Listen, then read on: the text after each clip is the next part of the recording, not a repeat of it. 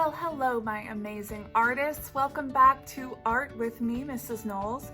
We are going to be creating a giant chip bag today. Let me show you mine. So big, right? I used 2 pieces of poster board and then I stuffed it so that it has dimension to it. So you're gonna choose your favorite kinds of chips to create this. And this is basically an observational drawing.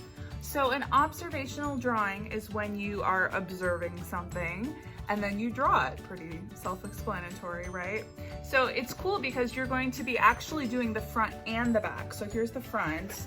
Then if I flip it over, you can see I added all the details on the back. Pretty cool, right?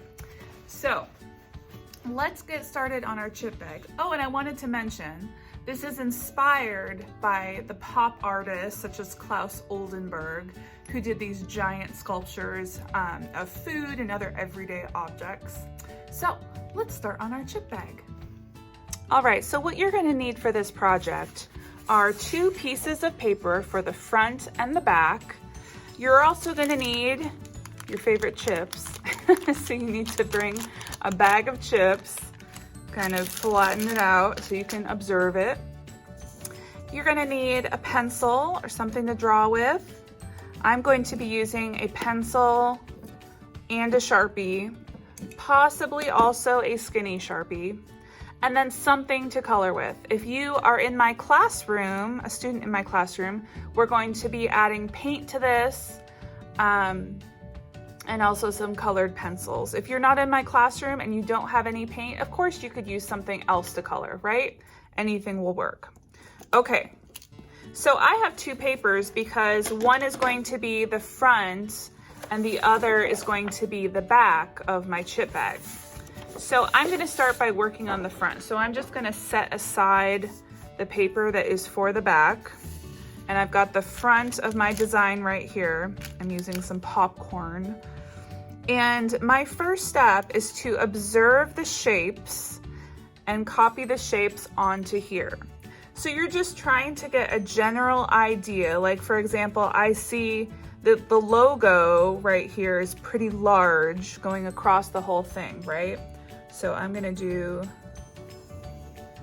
that logo. And this is just a sketch, right? Okay, so there's where I want my logo to go. There's a corn, there's some popcorn kernels. I'm not gonna worry right now about the words so much, unless they're big, like the white cheddar smart food, because I can add those words once I've added paint on top. Okay, so I'm gonna use my pencil and you can see what I do.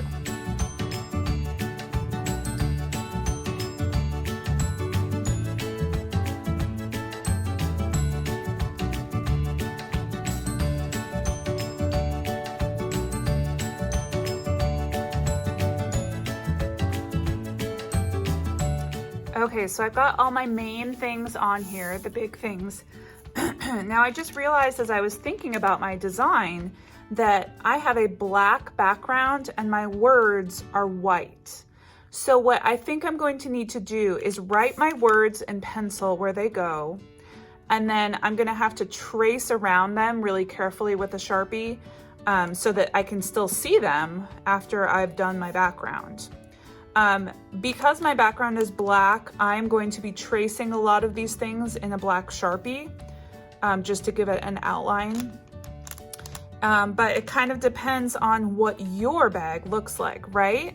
If your background is another color and there's no black line there, you're gonna just wanna use your pencil but not add a black line, right?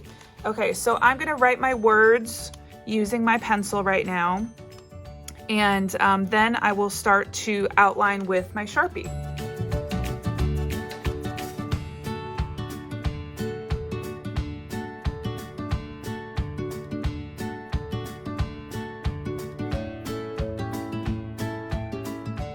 All right, so I added all my words, so now I'm going to use my Sharpies to carefully trace around my words so that I can leave them white.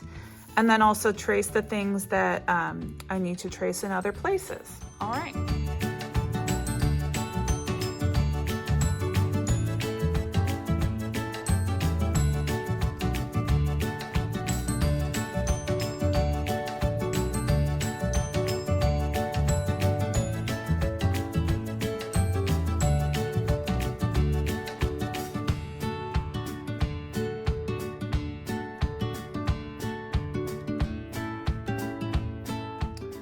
All right, artists, so you may have noticed that after I finished, I erased my pencil lines that I didn't need anymore. I still kept the pencil lines that I haven't filled in yet because I still need those ones, right? So my next step is I am going to use some paint, and I am just going to do the large parts with the paint. So for example, the Smart Food label right here, it's yellow, right? So I'm gonna paint that part with yellow. And I'm just gonna look around, I'm just gonna do the inside of the corn part yellow, just a solid color. I'm gonna do this part green. I'm gonna do my background with some black paint. And I'm gonna do my popcorn kernels and my cheese with sort of a cream color. Now, I haven't started my back yet, but before you start painting, you're gonna want to work on the other paper and do the back. Now, there's a lot of letters probably on the back, so take your time. There's more letters than pictures on this side. So remember, you're observing what is there and putting it onto the back paper. Okay, so I am going to get my paint ready so that I can fill in the paint part. Remember, if you're doing this at home and you don't have paint to use, you can use markers, you can use colored pencils. There's a lot of other things that you could use, right? All right, artists, so before I start painting, I just wanted to show you, here's the front. I finished the back. So I'm gonna add, this is gonna be black. If I show you the package, and then I've got to paint my popcorn. So what I'm gonna do right now is I am using some tempera paint. I got the colors that I needed. If you're doing this at home with us, you can use watercolor paint. You could use something else. You could use markers. So it doesn't have to be paint. I'm just gonna show you this step that I'm gonna do with the paint. So what I'm going to do is I'm just gonna fill in the spaces more solidly, and I'm not gonna worry about the details. Like for example, my popcorn kernels there, I'm just gonna fill the whole thing in for now, and then I'm gonna go back with colored pencils to add details, okay? So, oh, and I also have my water and a paper towel, because when we use tempera paints, your paintbrush should be dry when you put, because these are already wet, right? So I'm gonna make sure that I wash my paintbrush in between colors and also dry my paintbrush. All right, let's start painting.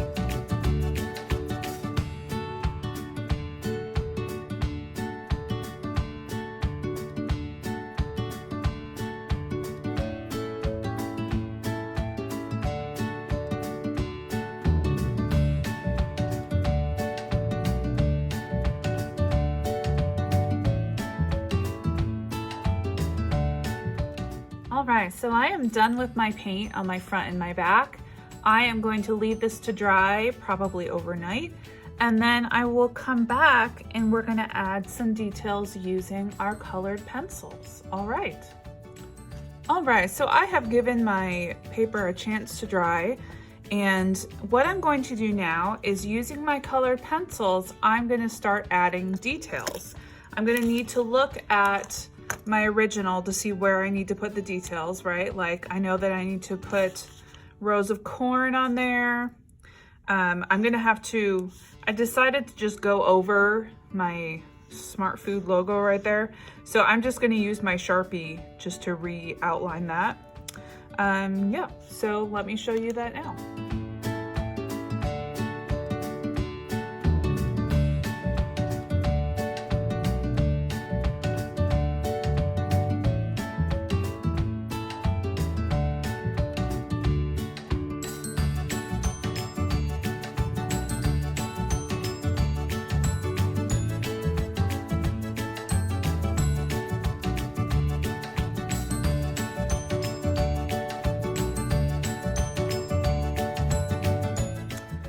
Right, so I finished my colored pencil. So the last step is we're going to make it more three-dimensional, like a real chip bag. So to do that, I'm going to take the front, turn it over, put the back on top so that both sides are facing out. So on the inside is just the blank back. Okay, so once I've got those where I want them, I am going to staple all the way around except leaving the top. Now, if you don't have a stapler, if you're doing this at home, you could use tape. You could even use glue if you leave the glue to dry before you stuff it. So I'm just going all the way along my edges. Okay, so I left the top open. I haven't stapled the top so that I can fill this with some stuffing. I'm gonna use newspapers for this step because I have some, but you could use paper towels. You could use anything that you could stuff it with.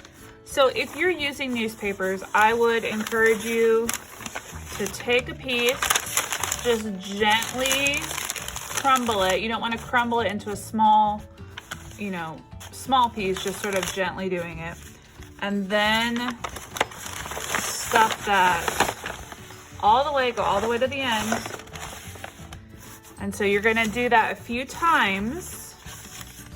So you don't actually need that much paper, right?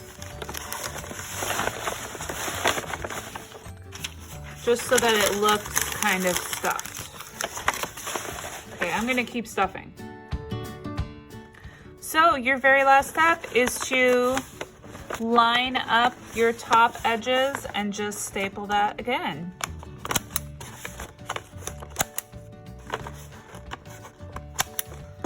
And then you have created your very own chip bag, front and back. So cool. Remember that the bigger you make this, the more interesting it's going to be when people see it, right? Because a normal chip bag is kind of small.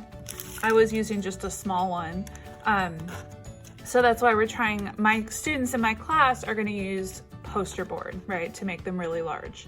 So I would encourage you to try it on some poster board. All right, artists, I hope you had a great time making your giant chip bag, and I will see you later. Bye-bye.